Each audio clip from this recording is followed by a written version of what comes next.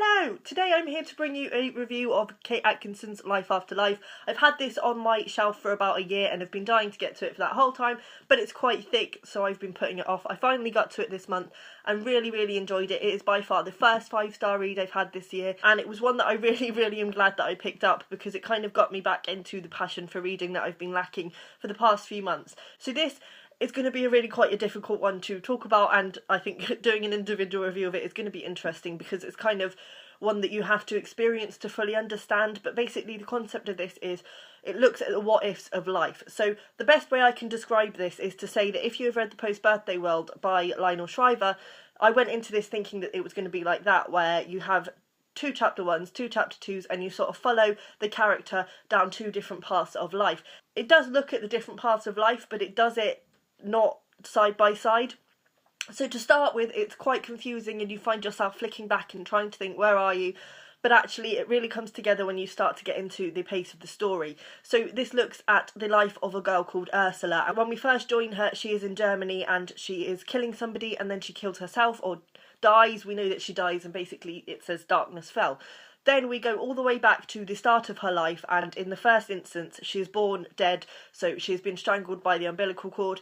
Then we see another version of that where she lives and she goes on to be about 4 or 5, and then she dies that way, and so on and so forth, and it carries on.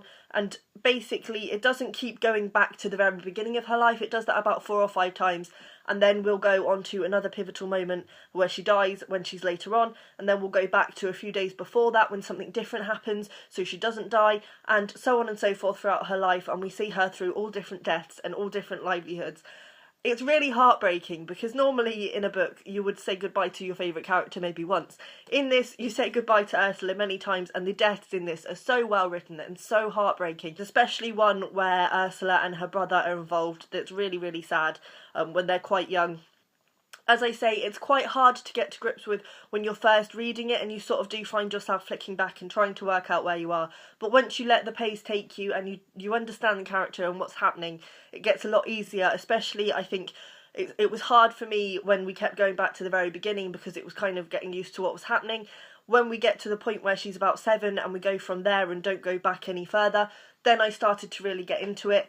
It's fantastic. It basically looks at, as I say, what would happen if things were different. It looks at the idea of fate and the fact that maybe there is a thing called fate, and I mean Ursula herself starts getting premonitions and deja vu feelings, and she starts not necessarily realising what's happening, but she realises that she's been in a situation before, and that if she does something differently, the outcome will be different. So she doesn't know that she's going to die if she doesn't do something differently, but she just gets a feeling of doom and this urge to do something, or she'll save somebody from something, which ultimately saves herself.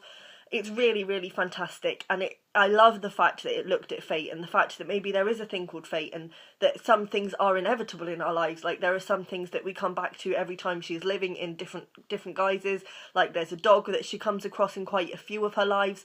But it also looks at the fact that you can change your fate if you want to, and that, you know, your actions do have a direct implication on what that fate is for you.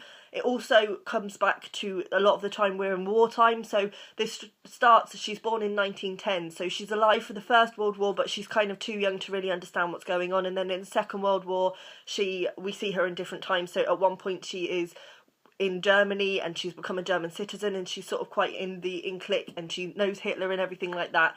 And in another life she is in wartime London and she is dealing with the bombs, and she's one of the people that goes out and tries to rescue any survivors. And it's really sad, and I think it captures the essence of wartime really fantastically. And one of the what ifs in the book that we keep coming back to is the idea that what if Hitler wasn't born, or what if something different happened, or what if he went to a different family, or what if he was killed before he could do all these atrocious things, and what implication would that have on the world? And there's actually in this copy a talk with Kate Atkinson at the end where she says that what really inspired her to write this was the theme of the World War, and it started off with that idea of what would happen if Hitler hadn't been where he was, or if he had died before anything had happened, which was really fascinating. Most of the points in this book we are in some war of some type, which set a really distressing tone to the book, but it was fantastically done. And some of the research that was in here, like the things about, especially the bit where Ursula is in with Hitler, the things about Hitler's personality and things like that were absolutely fantastic. This has definitely given me a taste for wanting to read some more Second World War literature. Since Birdsong by Sebastian Faulks, which I read about 4 years ago now, I haven't really read anything that was set in the Second World War or that looks at that period of time.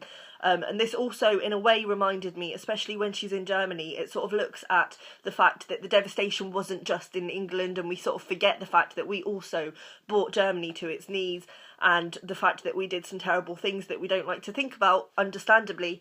But I think books, and I mean The Book Thief is another one, which isn't a book that I absolutely adored, but I did like the fact that it looks at it from the other side, and the fact that there were innocent people who died in Germany as well.